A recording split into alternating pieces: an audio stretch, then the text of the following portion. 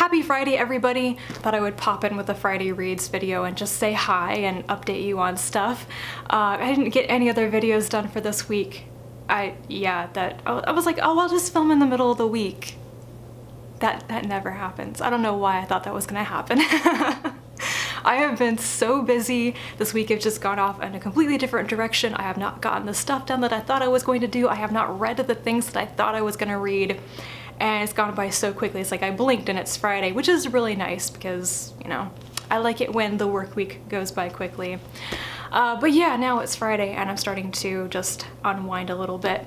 So first up, a reminder before I forget that the BookTube SFF Award nominations close on Sunday, so you still have a couple of days to get any of your nominations in. If you read something and published in 2017 that qualifies in one of the categories and you loved it, do go off and nominate it, even if it's one thing. And I know some people have been madly reading before the deadline, before finally nominating, so don't forget to actually nominate. It'll creep up on you fast.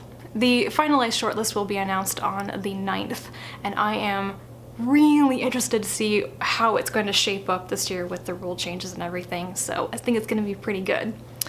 And now on to what I am currently reading. Like I said, I did not get some of the things read this week that I thought for sure I would, so I am still working on Tales from Earthsea by Ursula Le Guin, and then I will be picking up The Other Wind, and I hope to get both of those finished over the weekend because I really want to film a video about Earthsea while everything is still fresh in my mind. So I'm going through it very slowly due to being distracted by everything else, but it's just, they're so good. The stories in this are so good.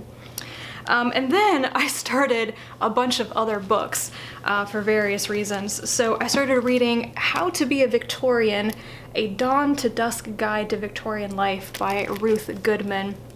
I am buddy reading this with Maya and Kelsey, and I'll link them down below. So this is a nonfiction book about like the minutiae of how people actually lived in the Victorian era, from getting up in the morning and dressing and bathing and everything to when they go to bed at night. But I already ripped through the first 2 chapters. It was so fascinating just talking about their clothing and like what the fabrics were and how they felt compared to modern clothing and everything. Then I started reading Iron Counsel by China Mieville and Take Back Plenty by Colin Greenland. I have them here on my lap, but I'm not going to show them to you because interlibrary loan labels.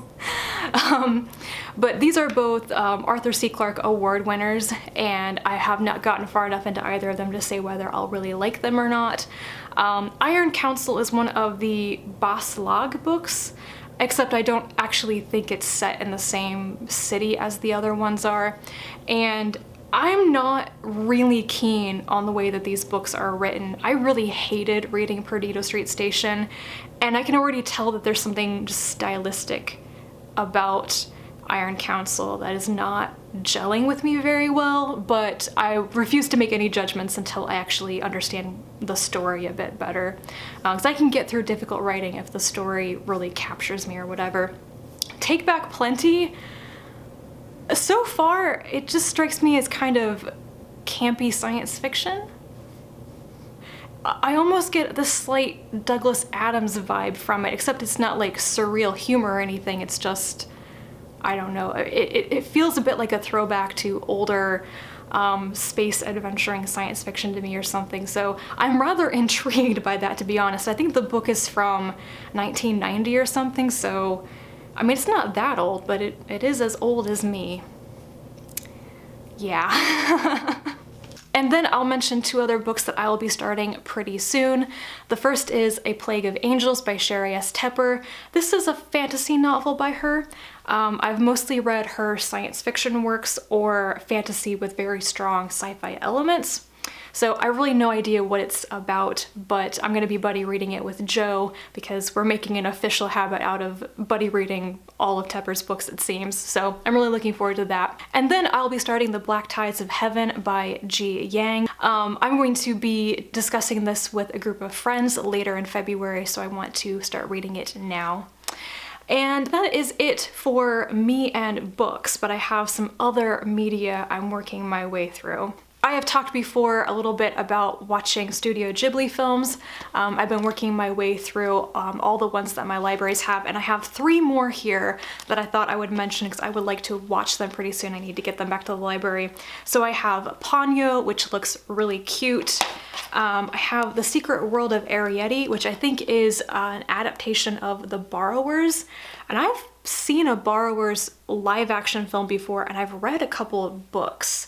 I really liked The Borrowers when I was a kid, so I guess this is the Studio Ghibli adaptation of that. And then I have Castle in the Sky, and I think the only other one that my libraries have is Pom Poko. Is that what it's called?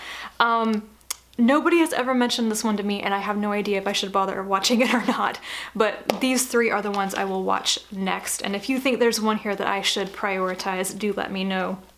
I don't have any particular order I'm gonna watch them in yet. I also was talking about watching Babylon 5 and Farscape. I still have not managed to find Farscape.